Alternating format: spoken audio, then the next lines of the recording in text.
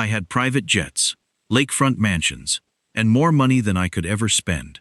Yet, on the morning I tried to surprise my elderly mother with breakfast, nobody could tell me where she was. Her house was empty. Her phone was disconnected. Her neighbors hadn't seen her in months.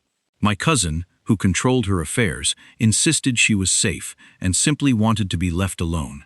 But when I found my mother's reading glasses abandoned on a dusty table and discovered a recent signature that didn't look like hers, one question began to consume me. If Eleanor Mercer was safe, why did someone work so hard to erase her? 3 weeks earlier, I still believed everything was under control. Graham Mercer spent most of his life solving problems before they became crises. Bridges, logistics terminals, industrial redevelopment projects. That was my world. Numbers made sense to me. Contracts made sense to me. People were harder. At 51, I owned properties across the state and sat on boards that controlled investments worth hundreds of millions of dollars. My calendar was booked months in advance. My assistants scheduled everything down to 15-minute blocks, including calls with my mother every Sunday evening at 7 o'clock. For years, the routine had remained the same. Hello, sweetheart. Hi, Mom. How are you feeling? Just fine. The conversations rarely lasted longer than 10 minutes. At first, I told myself that was normal. Eleanor was 78. She had suffered a health scare several years earlier. Vanessa, my cousin, had stepped in to help manage appointments and paperwork after a hospitalization. Everyone said Eleanor needed less stress. Everyone said she preferred quiet, including Eleanor herself. Yet, something about the recent calls bothered me. The words felt rehearsed, too polished, too careful. Whenever I asked about visiting, Eleanor always gave the same answer. Maybe another time. Whenever I asked what she had been doing, her answers seemed strangely vague. Oh, you know, reading, resting. Then the subject would change. Sometimes I could hear another voice somewhere nearby. A door closing, a brief whisper, a movement that stopped the moment I asked about it. Still, I let it go. There was always another meeting, another project, another reason to tell myself I would visit next month. One rainy Tuesday afternoon, I was reviewing financing documents at a downtown Cleveland office when my private banker called. The discussion began normally. Investment performance, trust allocations, routine matters. Then the banker casually mentioned a family account requiring updated authorization documents. The name attached to the paperwork made me look up from my desk. Eleanor Mercer. What paperwork? I asked. There was a brief pause. I assumed you were aware of it. Aware of what? The banker immediately became cautious. Nothing improper, Mr. Mercer. Just some updated authority forms filed several months ago. Several months ago? No one had mentioned them. My mother certainly hadn't. When the call ended, a small knot formed in my stomach. Not panic, not yet. Just discomfort. That evening, I called Vanessa. She answered on the second ring. Her voice was warm. Almost too warm. Eleanor's doing fine, Vanessa assured me.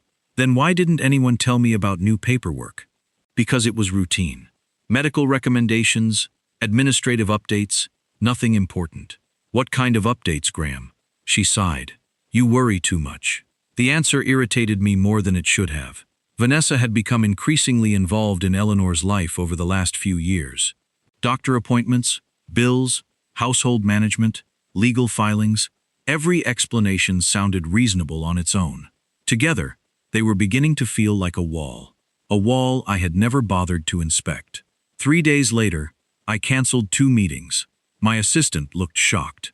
That almost never happened. I drove myself to my mother's neighborhood without calling ahead. The streets were familiar. The same tree-lined roads, the same brick houses, the same corner bakery Eleanor had loved for years. As I turned onto her street, I felt something unexpected. Relief.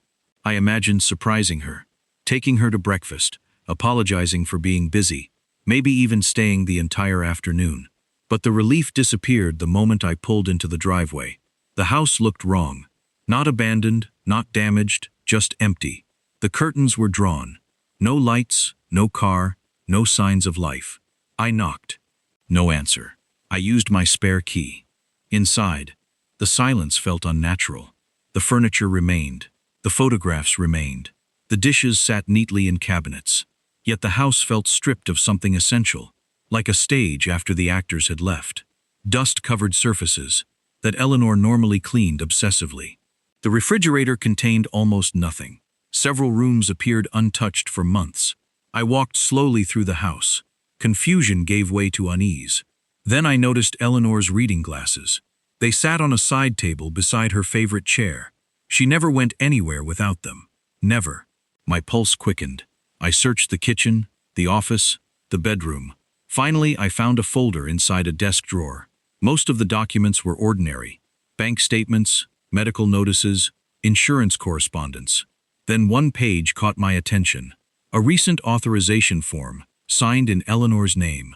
I stared at the signature once, twice, 3 times. My mother had signed documents my entire life. Birthday cards, checks, letters, legal papers. I knew her handwriting, and this didn't look right. It wasn't dramatically different, just wrong enough. The slope, the spacing, the pressure of the pen. I felt a cold sensation move through my chest. Outside, a screen door creaked. A neighbor stood near the property line. An elderly woman who had lived next door for years. She looked nervous when I approached. "Mrs. Harper," I said, "do you know where my mother is?" The woman hesitated. Then she looked toward the empty house. "I thought you knew." "Knew what?" Her face tightened.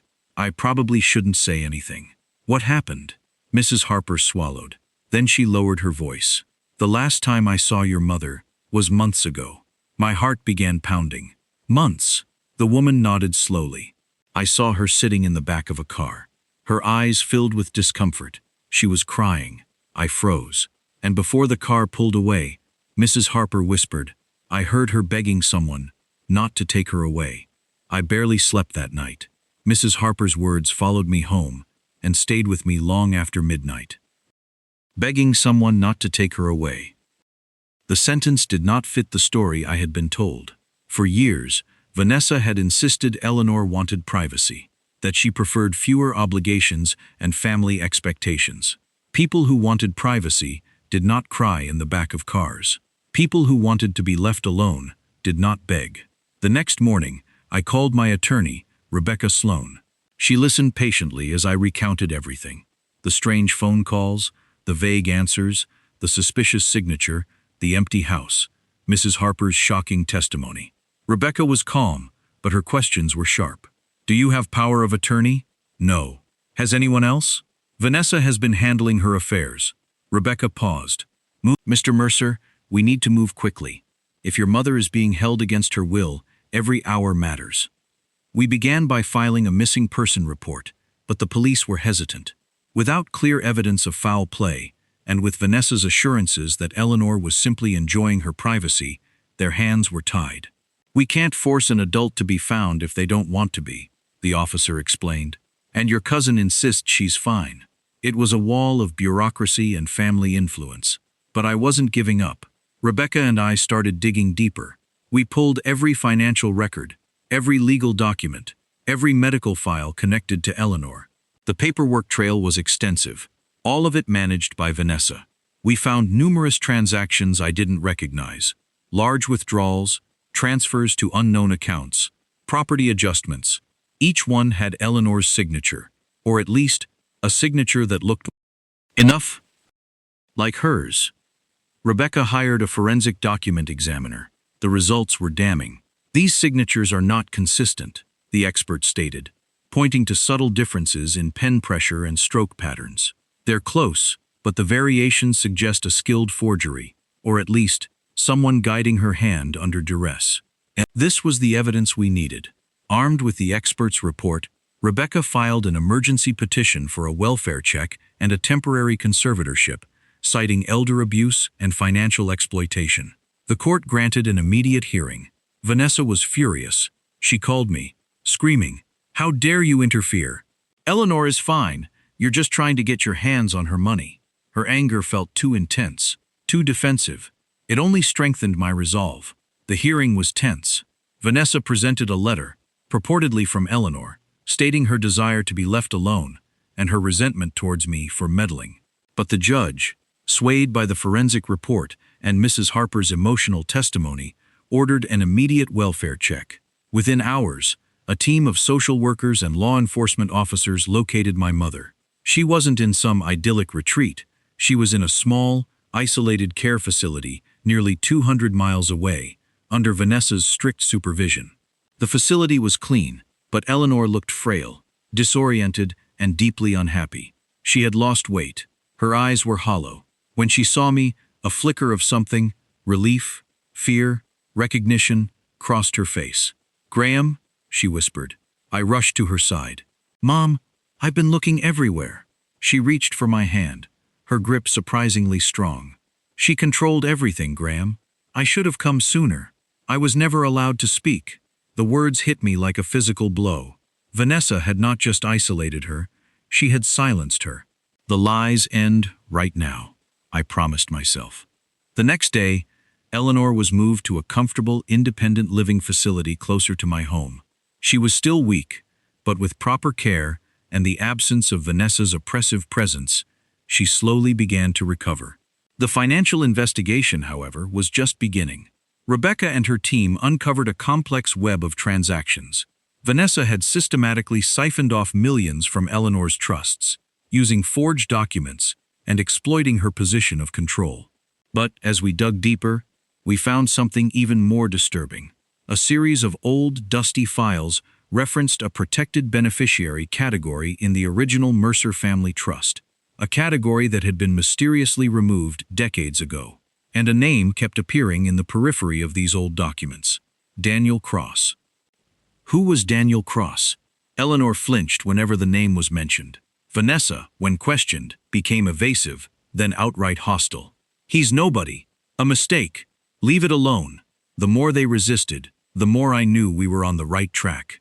Rebecca discovered that several key documents related to the original trust, specifically those mentioning Daniel Cross, had been removed from a secure archive warehouse just days before my scheduled visit to Eleanor's empty house. The signature on the release form?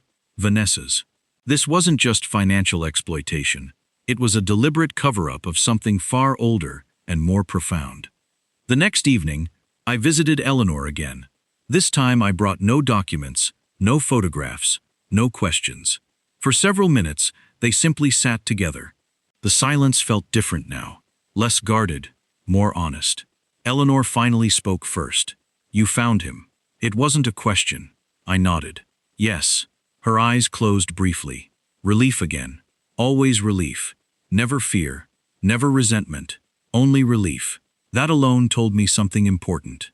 Whoever Daniel was, Eleanor loved him deeply. Not romantically, not necessarily maternally, but enough to carry his secret for decades. "Is he all right?" she asked softly. "Yes." A faint smile appeared. The first genuine smile I had seen from her since locating her. "He deserves peace." The statement lingered between us. I looked directly at her. "Mom, what did he do?" Her smile disappeared. "Nothing." "What happened then?" Again she shook her head. "You keep asking the wrong question." That answer stopped me. Because she was right. Everyone had focused on Daniel. Maybe Daniel wasn't the secret. Maybe someone else was. Someone connected to Daniel. Someone connected to the Mercer family. Someone hidden behind decades of silence. Eleanor leaned forward slightly. "The question isn't what Daniel did. Then what is it?" Her voice dropped almost to a whisper. "The question is what someone else did to him." The words landed like a hammer. Everything shifted. Not a protected accomplice. Not a hidden heir manipulating the system. A victim. Or at least someone wronged. For the first time, I began viewing the mystery from an entirely different angle. And suddenly, Vanessa's behavior looked even worse. Because if Daniel had been harmed in some way, then destroying records wasn't about protecting the family. It was about hiding responsibility.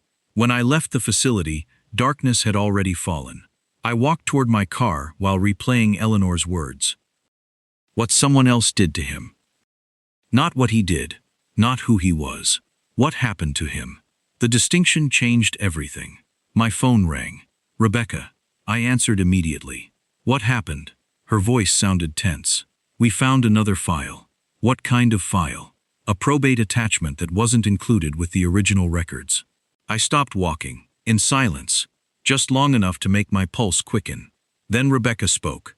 The attachment contains a handwritten statement from your grandfather. My grip tightened around the phone.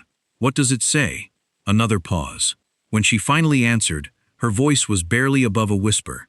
It says Daniel Cross was never supposed to disappear from the family. The world seemed to stop. Then Rebecca added the part that made my blood run cold.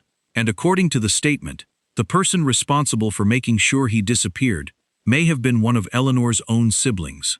I barely slept. The statement from my grandfather sat on the passenger seat beside me as I drove to Rebecca Sloane's office before sunrise. Every answer seemed to create 3 new questions. Daniel Cross had been deliberately erased from the family. Someone inside the Mercer family had made that happen. And Vanessa had spent years trying to uncover information Eleanor had spent decades protecting. Nothing about that sounded accidental anymore. Rebecca was already waiting when I arrived. A second attorney sat beside her, an older probate specialist named Martin Hensley. The presence of another lawyer immediately told me this was serious. Martin opened a thick folder. We spent most of the night reviewing historical trust amendments. I sat down, and Martin slid a document across the table.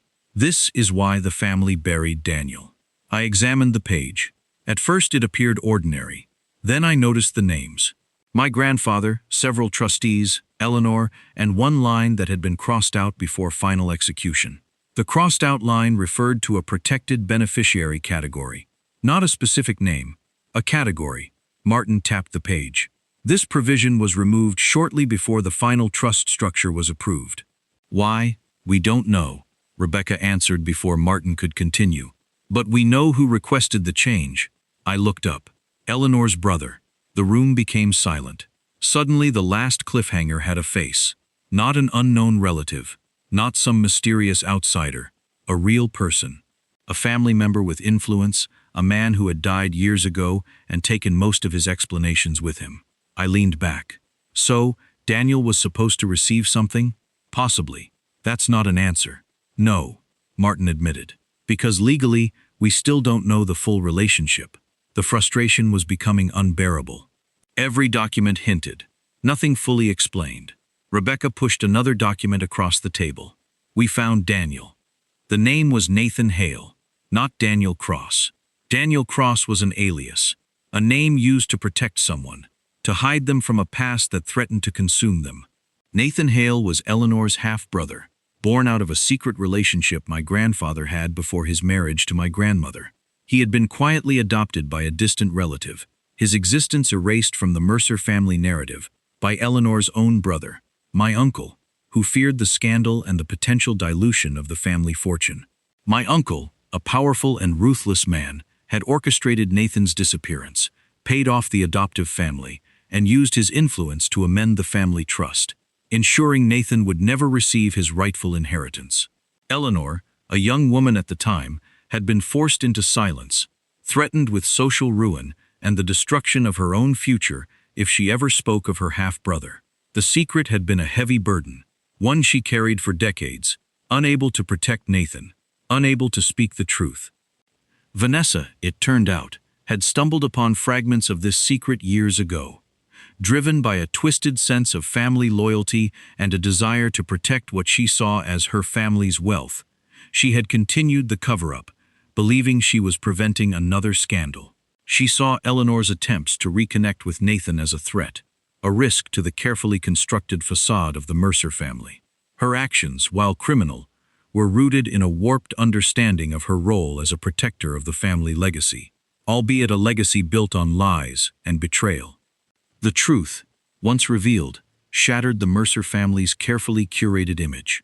Vanessa faced multiple charges of elder abuse, financial fraud, and obstruction of justice.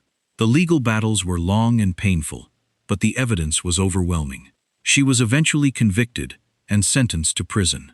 The family trust was restructured, and Nathan Hale, now a man in his 70s, was finally recognized as a rightful beneficiary. He had lived a quiet life, never knowing the full extent of his family's betrayal, only a vague sense of being an outsider. Eleanor, slowly but surely, began to heal. The weight of the secret lifted, she started to regain her strength and her spirit. I reduced my travel schedule, delegated projects, and made her a priority. Every week, I visited Eleanor. No assistants, no intermediaries, no carefully scheduled 15-minute stops between business calls, just visits. Sometimes we talked for hours. Sometimes we sat quietly and watched birds gather near the lake. Sometimes we argued. Sometimes we laughed. Normal things, human things. The greatest thing restored was not the trust assets, not the family properties, not the recovered money. It was trust. The kind that could not be transferred through legal documents. The kind that could not be delegated. One evening, nearly a year after the hearing, I arrived carrying groceries. Eleanor was waiting on the porch. The sunset painted the lake in orange light. My phone vibrated in my pocket, then again, and again. A dozen urgent business messages. A year earlier, I would have answered immediately, without hesitation. Instead, I looked at the screen. Then I turned the device completely off. Eleanor noticed. A smile appeared. Not because I ignored work, but because she understood what the choice meant. I slipped the phone into my pocket and sat beside her. For the first time in years, there was nowhere else I needed to be. The mystery was solved. The family secret was no longer hidden. The damage had consequences. The truth had finally been spoken. And although some wounds would always remain, nobody could isolate Eleanor again. As the sun disappeared behind the water, mother and son sat together in peaceful silence. This time there were no gatekeepers between them. Only time, and the decision not to waste it.